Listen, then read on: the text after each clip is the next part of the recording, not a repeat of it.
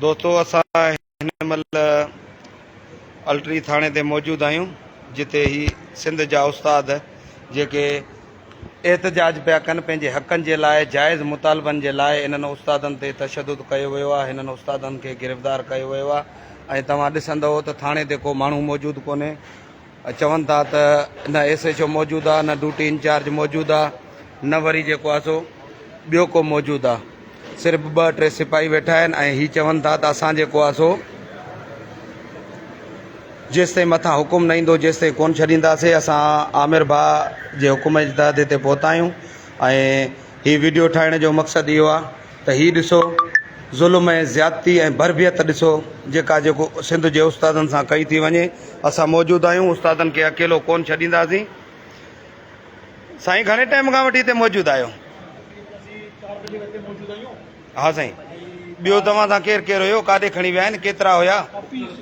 काफ़ी उस्तादनि कुझु उस्तादनि खे क्रेडिट थाणे ते खणी विया, कुझु उस्तादनि खे आटो उन में सदर थाणे ते खणी विया, हिजरी ते खणी विया। गिरफ़्तारी माना हिते जीअं सिकंदर जदो यारहं ॿियनि खे माना गिरफ़्तार कयूं त असां उन खां पोइ हिते माना अचणु प्रेस क्लब ते न कयाजनि। असां जेको आहे DC वटि वियासीं, उते DC साहिब वटि एहतजाज कयोसीं। असां सां घटि में 200-250 माण्हू हुया, उते एहतजाज कयोसीं। उन खां पोइ उते DC साहिब निकिरी आयो जंहिं चयो त मां माण्हू तव्हांजा छॾाए थो। वकीलूं भाईजान, वकीलूं तो क्या इशू है? कोई टेररिस्ट है? वकील हूँ, हाई कोर्ट का वकील हूँ। आ रहे हैं मेरे बाकी वकील भी आ रहे हैं, आपको कार्ड देखना है तो कार्ड दिखा लो। हाँ ठीक है, आ रहे हैं। हाँ साईं, ॿिया काथे आहिनि?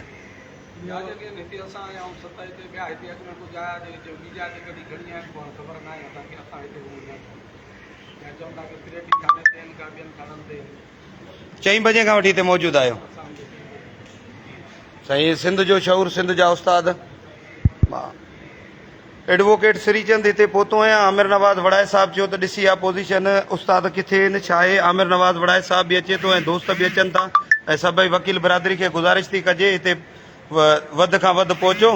हीअ जे ॾिसो था हीअ बीठा आहिनि, हे ड्यूटी इंचार्ज आहे। ॿुधायांसि थो त छा मसइलो आहे, छा कसूर आहे, ॿुधायो त हीअ ॿुधाइण लाइ बि तयारु कोन्हनि, चवनि था न हलाए वीडियो न भर।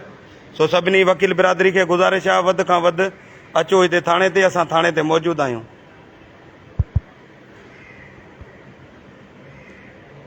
अभी बैठ सकता हूँ? बस अपना काम कर लिया ना, हाँ। फिर जारी रखो, बनाता रहो। बस ठीक है। बैठ सकता तो तीर मारना मार दो। क्यों? हाँ, तुम गुस्सा क्यों कर रहे हो भाई? गुस्सा क्यों यार, एक तरीका करो। तरीका है कोई दहशतगर्दों का थोड़ी बना रहे हो उस्ताद है। उस्तादों का बना रहे हो। चलो मुझे गिरफ्तार करके बिठा दो अंदर। तेरे को क्या बढ़ाना चाहिए? चल रही है ना आजकल तुम्हारी वकीलों की, चल रही है तो तुम गुस्सा क्यों कर रहे गुस्सा हो? क्यों कर रहे हो? बनाऊंगा ना भाईजान। बनाता रहो यार, बना लिया ना। हाँ बना ली ना, बनाऊंगा ना, क्यों नहीं बनाऊंगा। ये आपका बात करने का कौन सा तरीका है भाई? कौन सा तरीका बात करने का? मेरे को फलाने ने भेजा, फलाने ने भेजा। ये को दहशत कर रहा है, तू दहशत कर रहा है।